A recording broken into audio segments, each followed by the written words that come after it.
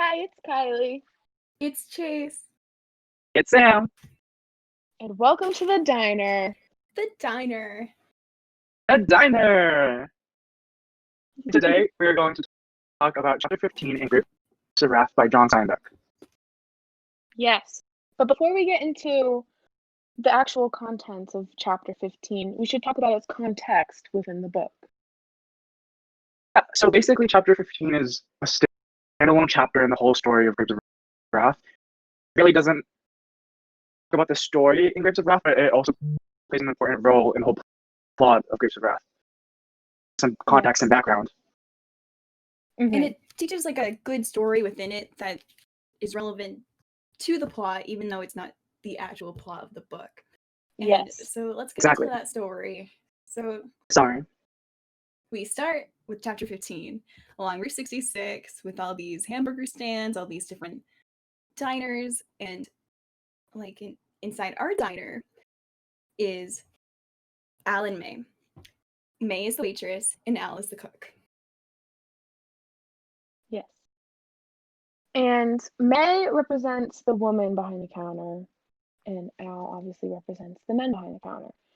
So, May is very friendly because she has to be in order to get customers. But she's especially friendly to the truckers because they're the ones who bring in the money. And speaking of truck drivers, two truck drivers come walking into the diner. And, like Kylie said, they're her favorite customers because they bring money, but they also bring stories. And once they sit down at the counter, they tell May the story of a car accident on the route. So, talking about the car accident, a young boy dies in a car accident. That's what they have to talk about. My dogs are barking, guys. It's okay. That's okay. Yeah. Screw me out. It's fine. The boy, he's part of a family heading west, which May sees a lot of.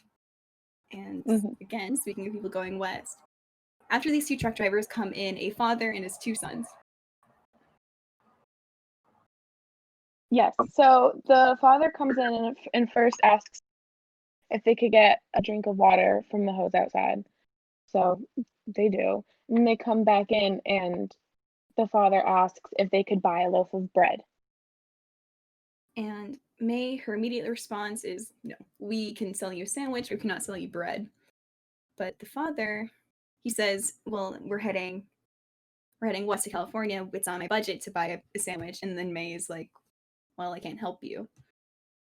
And the father wants to buy the loaf of bread for a dime. But May says that if she were to sell bread, she would sell it for 15 cents. And she keeps denying him until Al, the cook. Until Al yells at me and just tells him to give him bread. Because they're leaving. As they're leaving, he sees the boys buying some peppermint candy. So then he asks if this is any candy, right? And May replies saying it's for a penny. And then man buys the candy for his children, and then they leave. But in actuality, the candy was really nickel candy, and May knew that.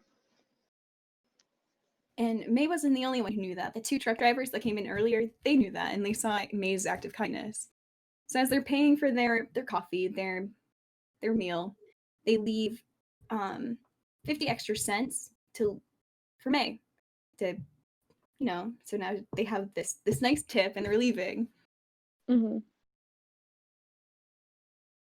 then, so after they leave, May sees another truck pull up, and it's kind of like a cycle. So everything starts again. So that's where the chapter ends. And how do we know it's a cycle? Well, because of Steinbeck's imagery. So Steinbeck uses his words and uses a lot of different describing words to create pictures in the reader's mind, and it's very vivid, and it's easy for the audience to see the whole scene of it all.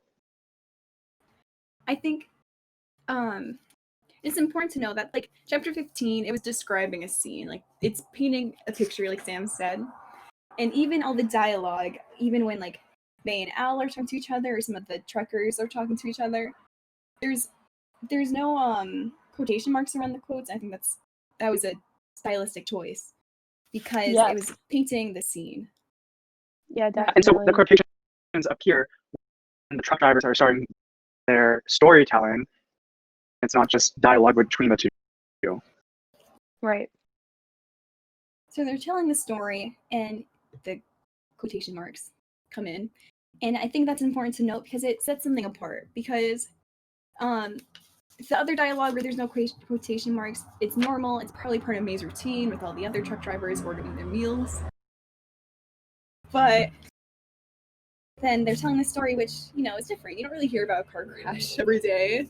Right. Like a family. Yeah, definitely. This scene, I think it can play a part into showing how greedy people are, and also how it is for families traveling to the West. Yeah. Speaking of greedy people, inside this chapter 15, they talk about rich people and how they waste napkins and they complain about the Coke that's not cold enough. And yeah, they just complain all the time, even though they're rich. You can compare them between the rich and the poor and seeing how needy and how spoiled these rich people are, but then how generous these less fortunate people are.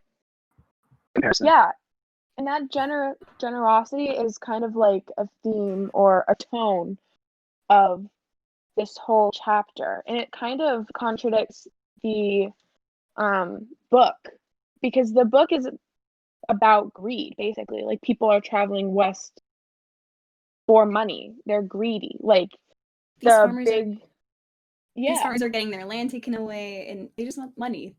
But in chapter 15, we finally get something different. Rather than things getting taken and stolen, we see a story of something being given.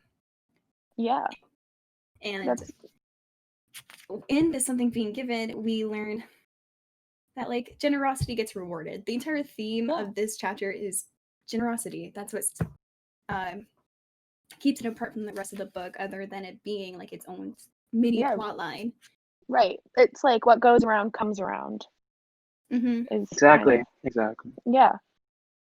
And the tone of chapter 15 is sometimes it's friendly, like when May is talking to the truck driver, she's joking, it's playful. She's like trying to get them to sit down and order food, but it's also depressing at times. Especially for the reader, at least when I was reading that, like, the father could only afford 10 cents of bread. Like, it was depressing. It was kind of like I felt sorry for them. And I think it opened your eyes to see how the poor people have to look at things, and seeing how they can't afford like little peppermint candies for their children. And it shows how hard poor people have to work in order to help their family out. And I think in that, like, that depressing feeling that you get when the father comes in, you get like this sort of relief when May does her act of charity and Al does his act of charity by giving the bread and the candy, because like I said, it's generosity, but you also learn that like to get a little, you have to give a little. May gives the father the candy and the bread, and seeing this, the truck drivers left May her tip. Yeah. So basically, the chapter doesn't really talk about the story of the Joes in general, right? It has an important part. It has an important role in the whole story, and it gives the reader a background. And it gives their them eyes. like another insight. In this like bleak, depressing world, there's still kindness in it. And and that can definitely still be seen today in today's society. And I think that this chapter can apply to today's society, like especially this chapter with shows how much the poor have so much power over. I mean, the rich have so much power over the poor people, and how much they can with how much money they have. Yeah, definitely. But even despite this power that the the rich have over the poor still stick together and help each other. Yeah.